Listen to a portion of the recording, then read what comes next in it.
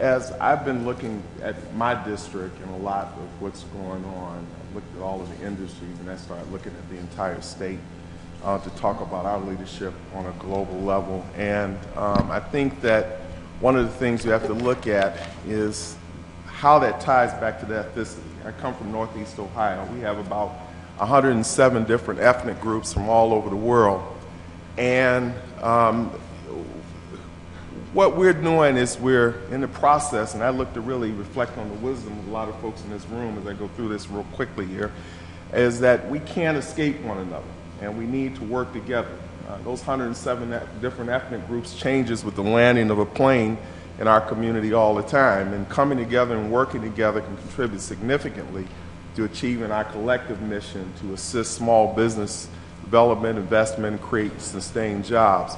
And it's extremely important as global leadership that we can develop models of opportunity so that the small businesses that exist in my district that have a positive core and don't happen to have the expertise to get involved with international business, because it's a whole lot to learn real fast. And so I started to think about what could be done to try to pull this together and add to our competitive advantage. We've had a discussion, and Ohio happens to be the 8th largest economy in the United States and the 22nd largest economy in the world. So if we looked at our state as a country, we started to do some review about what was going on in our international. At one point we had 12 offices around the world.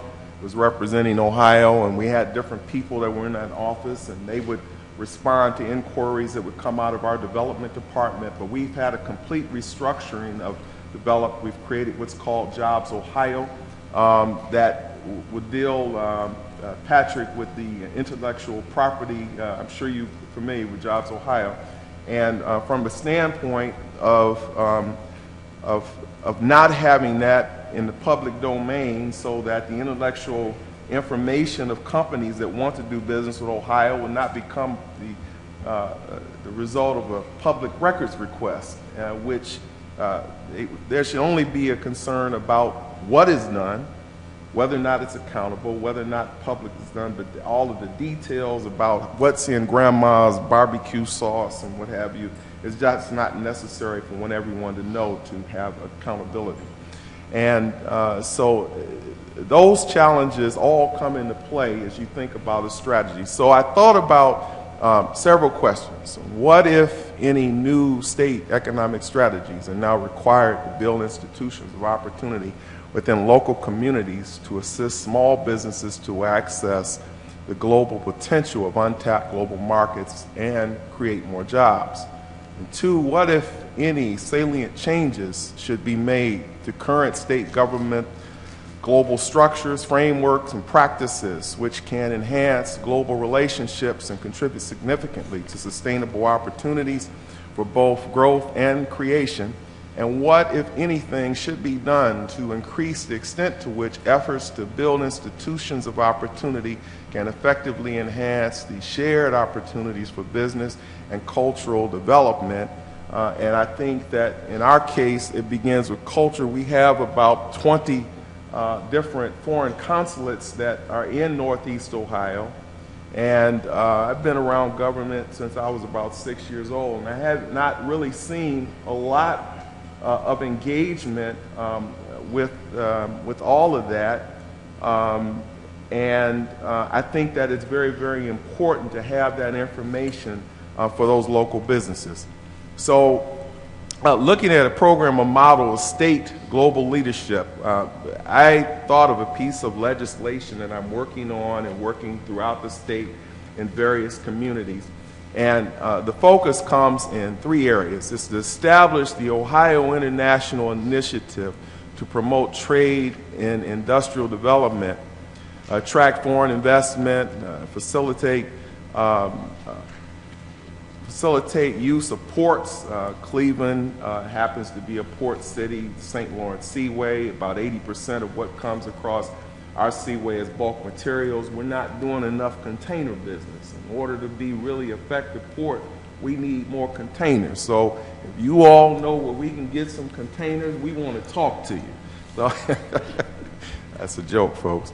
But the state, and then second is the state global leadership initiative to facilitate business entry or expand into foreign markets. The goal is to enhance a competitive advantage in world markets and promote job creation for companies positioned to do so. So Grandma's barbecue sauce has a positive core. Grandma runs her business well. She has good cash flow. And on occasion, she dealt with some food brokers who took her check and didn't exactly do the job. So what we would like to do is to develop a system very similar to professionals who are in the legal field, the accounting field, doctors. The state doesn't pay them nothing, no public dollars, but they would get a designation as an Ohio ambassador, an Ohio consulate, business consulate, to represent the state, to provide information that's not with the intellectual property data that only people who are competing against you really want. Nobody else is really interested in it. They just want to know the dollar transaction and whether or not the exposure to the public is done in an accountable, responsible way. And so establish the state business consulate. Then three, a state leadership initiative, international relations, would be created from members of the respective chambers of the Ohio General Assembly. Now, everybody here knows we have a very aggressive governor. He's been everywhere, right? But if he traveled every day, he would have to ignore part of the state. So we need to expand what we're doing through our current standing committee structure in economics, education, and agriculture, so that those members that are there that are dealing in different parts of the world could receive the designation from their respective chambers from as Ohio state ambassadors.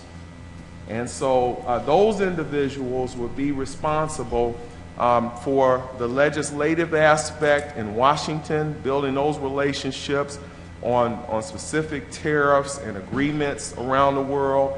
They would also be responsible for building relationships around the world. They would not, again, receive 1 cent of public money. First of all, our Constitution would prohibit them from receiving any payment for what they're doing. They're doing that to advance as part of serving on any committee in finance or education or business or what have you. Would just be an additional assignment. But the designation would give them the authority to work in unison with the governor's office and the General Assembly to keep the body as well as the state educated. In addition to that, keep documents that would go with the Secretary of State so that there would be a permanent record. So then when successions would come, the person coming in behind them would have some information about what the state of Ohio did in UK or in different parts. We use China and some of the other examples there.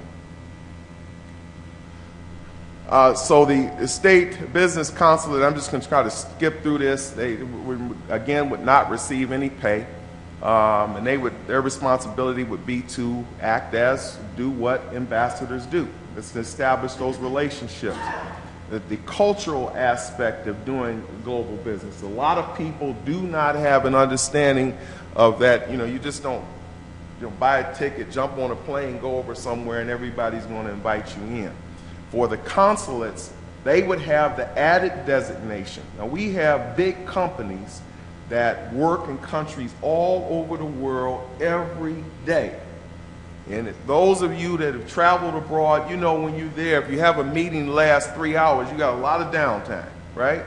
We want to collect that downtime and offer that as a private agreement with small businesses who are positioned to work in those areas to try to let them represent them with a private agreement, but because they have the designation, they would report the sales data back to the state so that we could keep track of the program, make it responsible, enhance it, and have some sort of accountability to know that the programming was working.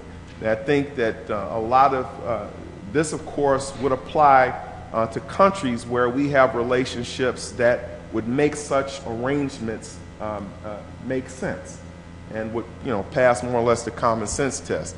These state ambassadors, again, would be non-paid and come from their respective chambers, but they would have goals, measurements, and the record keeping that would go to the Secretary of State, who would preserve it. The Secretary of State in Ohio is responsible for all the business documents, so it makes sense for him to preserve that record and have a report back.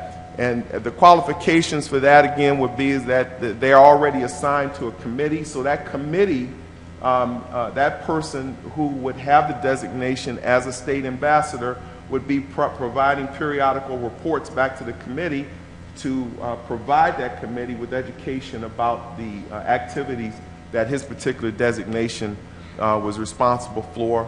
And of course, some strategy has to be. So we've been looking at the top 25 industries in the state of Ohio as a beginning to target, and then look at the different regions. In our case, Canada is our #1 trading partner.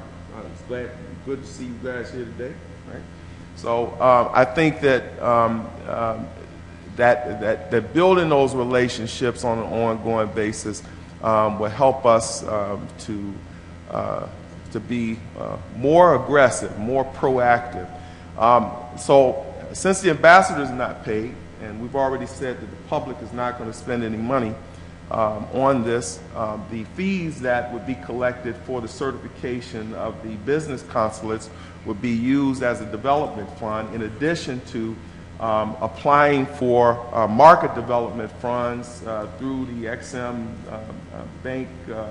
They have those grants, I think around $300,000 that you can go for. Next. So, okay, I'm gonna, Chairman is, we're gonna push through this here, but so there's a difference between policy and programs. We've been having a discussion more or less about policy. This is a policy and program that we're seeking. So the state business consulates would look market access, development opportunities. State ambassadors would be a diplomacy focus, a sustainability and market relationships that all leads to growth, opportunities, and jobs. And the mission, the specific mission of this is seven points.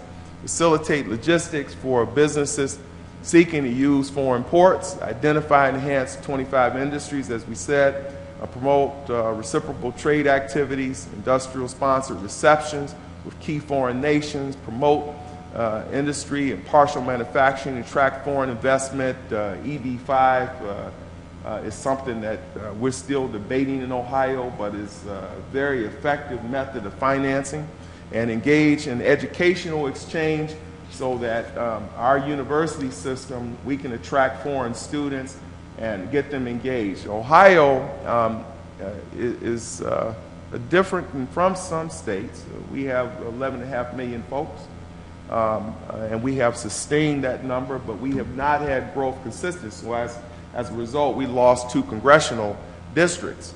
And so I believe that doing this will assist in helping to grow our populations.